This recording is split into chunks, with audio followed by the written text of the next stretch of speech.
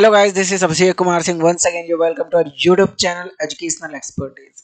आज की जो हमारी क्लास रहने वाली है बच्चों, वो रहेगी हमारी कॉन्सेप्ट्स के ऊपर जो कि जनसंख्या से संबंधित होंगे, यानी पॉपुलेशन से रिलेटेड। आज हम तीन कॉन्सेप्ट्स की बात करेंगे।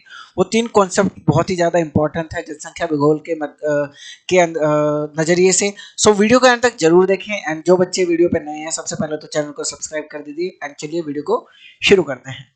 तो आज हम बात करने वाले हैं अंडर पॉपुलेशन, ओवर पॉपुलेशन और ऑप्टिमम पॉपुलेशन। ठीक है, यानी कम जनसंख्या से क्या परिणाम होते हैं किसी देश के ऊपर, क्या उससे नुकसान हो सकते हैं, क्या फायदे हैं। अधिक जनसंख्या और इष्टतम जनसंख्या, आज हम इन तीन कॉन्सेप्ट्स के ऊपर पूरी की पूरी जो है क्लास रखेंगे। सबसे पहले हम बात करते हैं माल्थस थ्योरी, यानी पॉपुलेशन से संबंधित माल्थस ने एक थ्योरी दी थी जिसको हम डेमोग्राफिक ट्रांजिशन थ्योरी भी कहते हैं। तो Malthus asserted that population growth is always bad for any geographical region। तो माल्थस सिर्फ एक ही बात के ऊपर जोर देते हैं कि बच्चों, अगर किसी क्षेत्र में जनसंख्या बहुत तेजी से बढ़ रही है तो वो वहां उस रीजन के लिए बैड है, यानी बुरी है। ठीक है, अब बुरी क्यों है? उन्होंने कहा कि जनसंख्या वृद्धि के अधिक होने से एक तो सबसे पहले क्या होता है प्रॉब्लम, खाने की, फूड क्राइसिस आता है। देखिए, अब मान लीजिए एक एक पर्टिकुलर एरिया है, इस पर्टिकुलर एरिया पे इतने लोग, इतनी जमीन के ऊपर हम खेती करते हैं, ठीक है, और यहाँ पर कौन लोग रहते हैं। बट अगर कॉन्टिन्यूसली लोगों की जनसंख्या बढ़ती जाएगी तो एग्रीकल्चर लैंड क्या हो जाएगा, कम हो जाएगा। अब जब एग्रीकल्चरल लैंड बच्चों कम हो जाएगा तो क्या होगा, पॉपुलेशन के लिए हम उपयुक्त मात्रा में खाद्यों का उत्पादन नहीं कर पाएंगे, जिसकी वजह से भूखमरी जैसी समस्या, अकाल जैसी समस्याओं का सामना हमें देखने को मिल सकता है। ठीक है, but actually population growth in some area is very much needed for the effective utilization and development of region। but कुछ क्षेत्रों में जनसंख्या वृद्धि एक पॉजिटिव चेंज लाती है। अब वो पॉजिटिव चेंज क्यों लाती है? क्योंकि हम उस जनसंख्या का एक यूटिलाइज, हम उस जनसंख्या का मतलब अपनी ग्रोथ में क्या कर सकते हैं, उसको इस्तेमाल कर सकते हैं। देखिए, जनसंख्या हमेशा समस्या नहीं होती है। अब हम उस जनसंख्या से किस प्रकार का काम ले रहे हैं और किस तरीके से हम उनको डील कर रहे हैं, उससे पता लगता है कि वो जनसंख्या हमारे लिए अभिशाप है या हमारे लिए वरदान है। तो जाहिर सी बात है, अगर मैं चाइना का एग्जांपल लूँ तो चाइना में आप लोगों को पता है कि जो चाइना की जो ग्रोथ रेट थी वो काफ़ी ज़्यादा थी, और दुनिया का सबसे ज़्यादा पॉपुलेशन वाली कंट्री भी आपकी चाइना ही है। बट चाइना ने क्या किया, वन चाइल्ड पॉलिसी लागू करी, यानी उन्होंने सिर्फ एक परिवार में एक बच्चे के जन्म की पॉलिसी लागू करी, जिसकी वजह से उनकी पॉपुलेशन क्या हो गई, कम होनी शुरू हो गई। ठीक है, अब पॉपुलेशन तो कम होनी शुरू हो गई, अब जब जन्म दर कम हो गई है और हमारी जो यूथ पॉपुलेशन है वो कौन सी ट्रांजिशन स्टेज में चली जाएगी, ओल्ड में। तो वहां पर जो यूथ पॉपुलेशन है उसमें क्राइसिस देखने को मिलेंगे, यानी आपका जो ग्राफ इकोनॉमिक ऊपर जा रहा था अब वो क्या होगा, नीचे आना शुरू हो जाएगा। ठीक है, अब उन्होंने वन चाइल्ड पॉलिसी अब हटा दी है। क्यों हटाई है? क्योंकि उनको पता है कि अगर हमने ये पॉलिसी नहीं हटाई तो क्या होगा, पॉपुलेशन हमारे यहाँ पर क्राइसिस देखने को मिलेगी, यानी जनसंख्या ही कम हो जाएगी। जो यूथ जनसंख्या हमें अपने प्रोडक्शन को बढ़ाने के लिए चाहिए वो खत्म हो जाएगी। ठीक है, अब for example Canada and Russia, population growth is very much needed. अब कनाडा देखिए बहुत बड़ा देश है, रशिया भी एक दुनिया हमारे वर्ल्ड का सबसे बड़ा देश है, बट वहां पर जनसंख्या बहुत ही लिमिटेड है। तो वहां पर सबसे ज्यादा जरूरत है जनसंख्या को बढ़ाने की। ठीक है, तो as human does not have any stomach to eat but also have two hands and brain to create and utilize resources, the population is not problem as Malthus asserted। अब जैसा कि मानव के पास खाने के लिए एक पेट नहीं है, ठीक है, बल्कि संसाधनों को बनाने और प्रयोग करने के लिए दो हाथ है और एक दिमाग है। तो माल्थस ने ये कहा कि पॉपुलेशन जो है वो हमेशा प्रॉब्लम नहीं क्रिएट करती है। बेसिकली पॉपुलेशन क्या है, उसके पास दो हाथ है और एक दिमाग है, उन तीनों चीजों के बदौलत वो अपने आप को अपना पेट भी भर सकती है, ठीक है, और अपना डेवलपमेंट भी कर सकती है। तो पॉपुलेशन हमेशा प्रॉब्लम नहीं होगी, पॉपुलेशन समटाइम्स क्या होगी, हमारे इकोनॉमिक डेवलपमेंट के लिए भी बहुत ज्यादा इंपॉर्टेंट होगी। ठीक है, आइए हम कुछ कॉन्सेप्ट को समझते हैं। अब इसमें अंडर पॉपुलेशन, ओवर पॉपुलेशन और ऑप्टिमम पॉपुलेशन के कॉन्सेप्ट को समझेंगे। ठीक है, अब अगर मैं इन तीनों की बात करता हूं तो इन तीनों में ही रिलेशनशिप पाया जाता है। ठीक है, the human population and resource availability of particular region. As per this concept, population growth is not always bad for countries as it increases the number of working population that further increase in development by utilizing resources. अब देखिए होता क्या है कि दुनिया में हर जगह पर कहीं ना कहीं किसी विशेष प्रकार के संसाधन पाए जाते हैं, ठीक है। अब वो संसाधन संसाधन तभी बनेंगे जब वहां का मनुष्य उसको अपने उपयोग में लाएगा, ठीक है। उसके बाद क्या होगा, अब मनुष्य उपयोग में तो तब लाएगा जब उसके पास उतनी बुद्धिमत्ता होगी।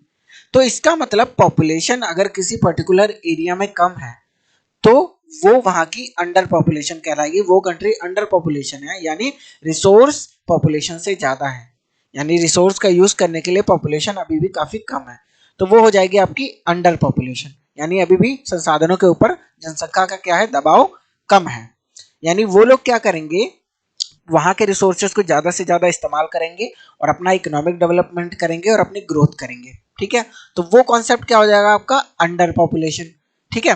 Before going to discuss the concept under over and optimum population we need to first understand the concept of physiographic density, agriculture density and urban density. तो सबसे पहले हम बात करेंगे फिजियोग्राफिक डेंसिटी की, फिर एग्रीकल्चर डेंसिटी की और अर्बन डेंसिटी की। तो चलिए समझते हैं ये क्या है। तो जब हम बात करते हैं फिजियोग्राफिक डेंसिटी की यानी भौगोलिक घनत्व की, तो पॉपुलेशन पर square kilometre of agriculture land, कहने का मतलब है कि नीचे जो होगा वो होगा टोटल आपका एग्रीकल्चरल लैंड और ऊपर क्या हो जाएगी, उस लैंड के ऊपर जो पॉपुलेशन डिपेंड है, ठीक है। तो इससे हम क्या निकाल पाएंगे, फिजियोग्राफिक डेंसिटी निकाल पाएंगे। आपके एग्जाम में कई बार क्वेश्चन आया, उसके बाद एक क्वेश्चन में आता है एग्रीकल्चरल डेंसिटी। तो इसके अंदर हम क्या करेंगे, नंबर ऑफ फार्मर्स और लेबर्स पर square kilometre on agriculture land, यानी यहाँ नीचे तो आपका एग्रीकल्चर लैंड ही आएगा, ठीक है, बट ऊपर आपकी कौन सी पॉपुलेशन आएगी, जो एग्रीकल्चरल लैंड के ऊपर डिपेंडेंट है, यानी फार्मर्स और लेबर आएंगे और लेबर आपके आएंगे, ठीक है। तो ये आपकी हो जाएगी कृषि घनत्व। उसके बाद हम बात करते हैं अर्बन डेंसिटी की यानी नगरीय घनत्व की। तो नगरीय घनत्व का मतलब क्या होता है कि आपका नीचे क्या आ जाएगा, अर्बन लैंड आ जाएगा और ऊपर अर्बन लैंड पे रहने वाली पॉपुलेशन, ठीक है। तो इससे हमारा अर्बन डेंसिटी आ जाएगी। तो चलिए सबसे पहले हम डेंसिटी की बात करते हैं। तो डेंसिटी के आधार पे हम पूरी दुनिया को 3 पार्ट में डिवाइड करते हैं, हाई डेंसिटी यानी उच्च घनत्वता, उच्च घनत्व है, फिर नॉर्मल डेंसिटी यानी सामान्य घनत्व, लो डेंसिटी यानी निम्न घनत्व, ठीक है। तो हाई पॉपुलेशन डेंसिटी का मतलब है कि 1 स्क्वायर किलोमीटर में यानी 1 किलोमीटर चौड़ाई और 1 किलोमीटर लंबाई। अब इस एरिया के अंदर कितनी पॉपुलेशन रहती है, अगर बहुत ज्यादा पॉपुलेशन रहती है तो उसको हम हाई डेंसिटी वाला क्षेत्र कहेंगे, जैसे चाइना आपका हो गया, साउथ एशिया हो गया, ईस्टर्न चाइना हो गया, वेस्टर्न यूरोप हो गया, ईस्टर्न नॉर्थ अमेरिका हो गया। यहाँ पर कम क्षेत्र में ज्यादा लोग निवास करते हैं, इसीलिए यहाँ पर पॉपुलेशन डेंसिटी जो है वो क्या हो जाएगी, बहुत ज्यादा हाई हो जाएगी, ठीक है। उसके बाद हम बात करते हैं सामान्य घनत्व की। तो सामान्य घनत्व का मतलब ये होता है कि जो पॉपुलेशन डेंसिटी है वो आपकी उच्च घनत्व से कम पाई जाती है, मीडियम प्रकार की पाई जाती है, जैसा कि south America, Africa, Australia, south east Asia, central Asia और ईस्टर्न यूरोप। फिर हम बात करेंगे लो पॉपुलेशन डेंसिटी, यानी 1 स्क्वायर किलोमीटर में पॉपुलेशन जो है वो बहुत कम है, यानी बहुत दूर दूर लोगों के घर पाए जाते हैं, तो उसको हम लो डेंसिटी कहते हैं। अब लो डेंसिटी और हाई डेंसिटी में समझ लीजिए, देखिए हाई डेंसिटी वहां पाई जाएगी जहां उपजाऊ जमीन होगी, जहां इंडस्ट्रियल ग्रोथ ज्यादा होगी, और लो डेंसिटी कहाँ पाएगी, जहां पर क्लाइमेटिक कंडीशंस हार्श होंगी, यानी बहुत ज्यादा बर्फ पड़ती होगी, बहुत ज्यादा बारिश होती होगी, तो उस एरिया में जो लोग हैं वो निवास नहीं करते हैं, जैसे कनाडा में, रशिया में टुंड्रा और टैगा रीजन में, सहारा डेजर्ट और हिली रीजन। देखिए हिली रीजन में पॉपुलेशन डेंसिटी जो है वो कम पाई जाती है, क्योंकि हाइट बढ़ने के साथ टेम्परेचर डिक्रीज होता है और वहां पर जो है फसल उगाने के लिए जो उपजाऊ मृदा है वो भी आपकी देखने को नहीं मिलती है, ठीक है। उसके बाद हम बात करेंगे अंडर पॉपुलेशन कॉन्सेप्ट की, यानी कम जनसंख्या की धारणा, ठीक है। तो in a geographical region per capita income increase and resource do not deplete with increasing of population. तो इसका कहने का मतलब ये है कि एक भौगोलिक क्षेत्र के अंतर्गत प्रति व्यक्ति आय में वृद्धि होती है और जनसंख्या में वृद्धि के साथ संसाधन कम नहीं होते हैं। देखिए, मान लीजिए कि एक पर्टिकुलर क्षेत्र है, ठीक है। सो उस पर्टिकुलर क्षेत्र में पर कैपिटा इनकम यानी प्रति व्यक्ति आय तो बढ़ रही है और उसके साथ साथ जनसंख्या भी बढ़ रही है, पर संसाधनों के ऊपर दबाव नहीं है, यानी संसाधन अभी भी प्रचुर मात्रा में उस क्षेत्र में उपलब्ध है। तो उसको हम क्या कहेंगे? अंडर पॉपुलेटेड रीजन के नाम से जानेंगे। यानी पॉपुलेशन कम है, रिसोर्स ज्यादा है और प्रति व्यक्ति आय भी आपकी क्या हो रही है? इंक्रीज हो रही है।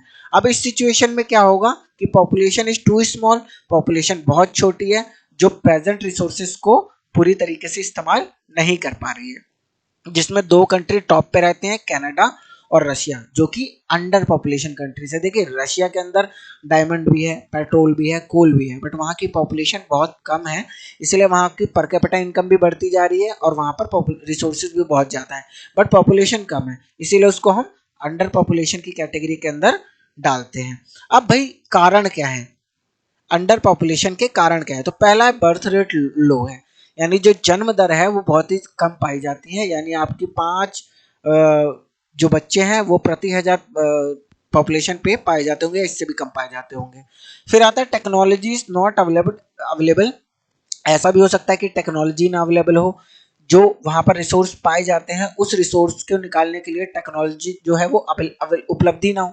ठीक है, जरूरी नहीं है कि यहाँ कनाडा और रशिया का नाम आया तो भाई ये डेवलप्ड कंट्रीज हैं, बट ऐसे बहुत सारे रिसोर्सेज हैं जिनको निकालने के लिए टेक्नोलॉजी हमारे पास नहीं है। ठीक है। सॉरी। अगर हम बात करते हैं अमेजोन बेसिन की, तो अमेजोन बेसिन के अंदर इतने सारे रिसोर्सेज हैं, बट वहां पर जाके हम उन रिसोर्सेज को नहीं निकाल सकते हैं। क्यों? क्योंकि भाई हमारे पास उतनी हाई टेक्नोलॉजी नहीं है, तो इसीलिए वहां पर पॉपुलेशन क्या हो जाती है? कम रहती है और संसाधन बढ़ जाते हैं। फिर होता है हाई डेथ रेट। अब एक कारण और भी हो सकता है कि वहां पर डेथ रेट जो है वो ज्यादा हो। अब डेथ रेट कब ज्यादा होगा? जब वहां पर आपकी स्वास्थ्य सुविधाएं ना उपलब्ध हो, ठीक है, पीने के पानी की कमी हो, स्वस्थ भोजन की कमी हो। तो ऐसा आपका सेंट्रल अफ्रीका में देखने को मिलता है, तो वो भी अंडर पॉपुलेशन रीजन के अंदर ही आएगा।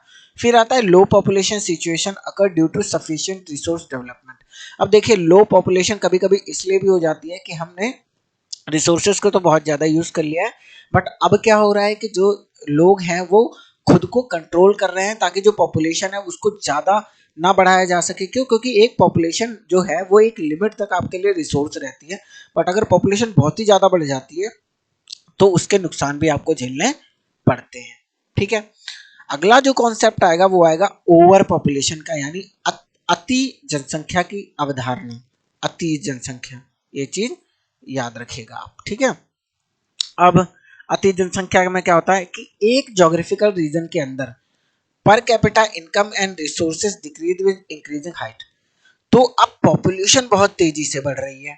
मान लीजिए कि ये एक ग्राफ है और ये पॉपुलेशन बड़ी तेजी से बढ़ रही है, पर कैपिटा इनकम और रिसोर्स जो है वो कम होने शुरू हो रहे हैं। तो यानी जनसंख्या क्या हो जाएगी? आपकी ज़्यादा हो जाएगी और संसाधन आपके क्या होंगे? कम होने लगेंगे।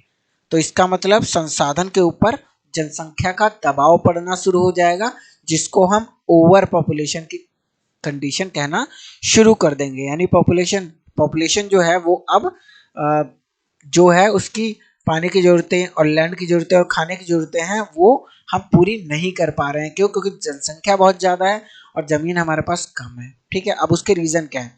पहला रीज़न है हाई पॉपुलेशन इंक्रीमेंट, यानी उच्च जनसंख्या वृद्धि दर। यानी जैसे अफ्रीकन कंट्रीज, ज़्यादातर अफ्रीकन कंट्रीज ऐसी हैं जहाँ पर पॉपुलेशन ग्रोथ बहुत ज़्यादा है, जिसकी वजह से हमारी जनसंख्या तो बढ़ रही है पर उनके लिए प्रचुर मात्रा में भोजन नहीं है, प्रचुर मात्रा में हमारे पास पानी उपलब्ध नहीं है। ठीक है। तो उसको हम ओवर पॉपुलेशन कहेंगे। अब ओवर पॉपुलेशन जब होगा तो नेचुरल रिसोर्स अपने आप क्या होंगे? कम होने शुरू होंगे। क्यों? क्योंकि जो जो रिसोर्सेस होते हैं वो हमारे जरूरतों को पूरा कर सकते हैं, हमारे लालच को नहीं।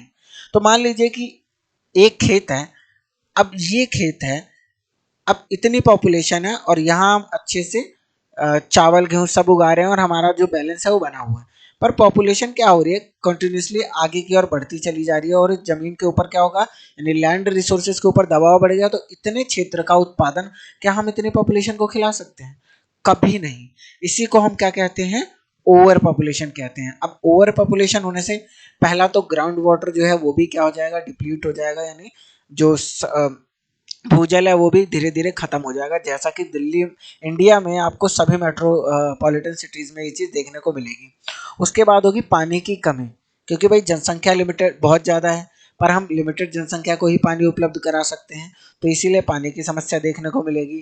क्रॉप की प्रोडक्टिविटी भी क्या हो जाएगी, कम हो जाएगी। क्यों? क्योंकि एक खेत के ऊपर हम ज़्यादा से ज़्यादा फसल क्या हो रहे हैं, उगा रहे हैं, और अत्यधिक खाद का इस्तेमाल कर रहे हैं और अत्यधिक कीटनाशकों का इस्तेमाल कर रहे हैं, जिसकी वजह से क्या होगा, जो मृदा है वो अपनी उपजाऊ क्षमता खो देगी, और उसके बाद क्या हो जाएगा, जमीन बंजर हो जाएगी। ठीक है। उसके बाद हम बात करते हैं, the following are the indicator of over population. तो अत्यधिक जनसंख्या के कुछ संकेतक होते हैं। पहला, wide spread hunger in population, यानी जब किसी देश के अंदर अत्यधिक जनसंख्या भुखमरी का शिकार होने लगे तो आप समझ लीजिए वो कंट्री ओवर पॉपुलेशन के अंदर जा रही है।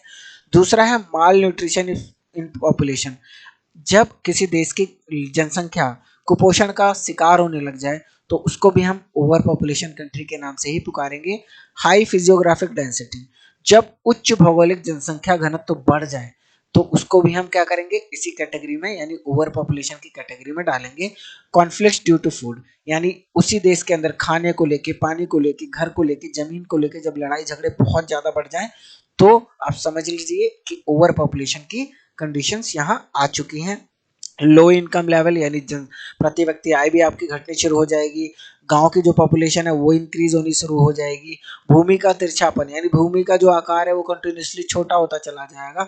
क्यों? क्योंकि पिता से बच्चों को, बच्चों को उनके बच्चों से, तो लगातार वो कम होगा। उसके बाद होगा जो हमारी कृषि उपज है वो भी लगातार कम होती चली जाएगी। लैक ऑफ सोशल डेवलपमेंट, सामाजिक विकास का स्तर भी क्या हो जाएगा, कम हो जाएगा। आपको चोरी, मर्डर, ये सारी की सारी प्रॉब्लम देखने को मिलेंगी।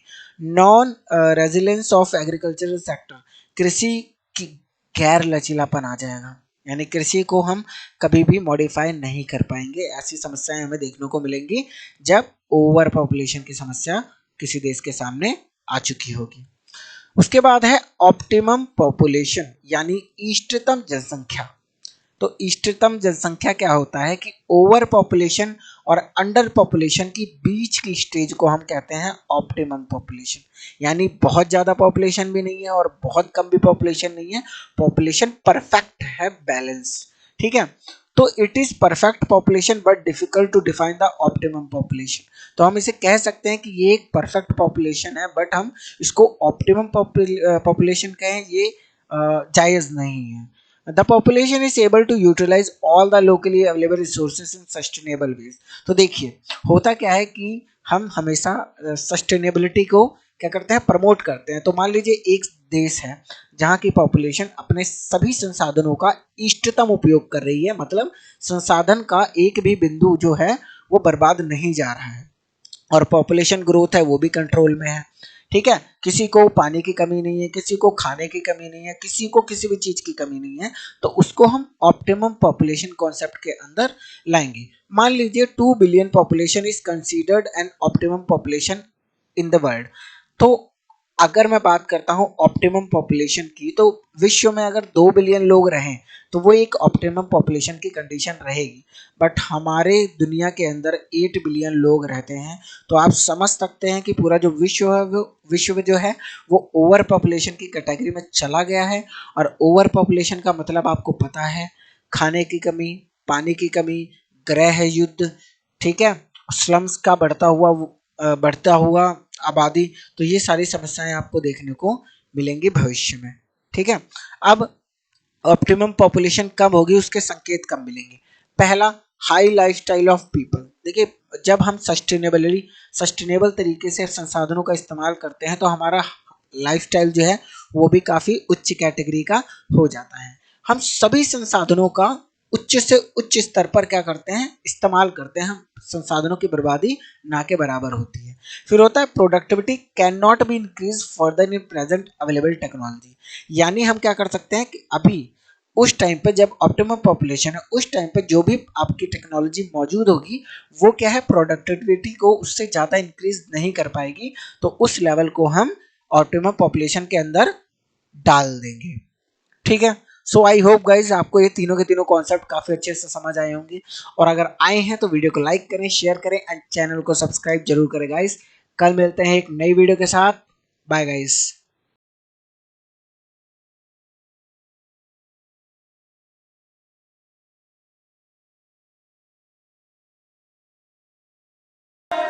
Fearless.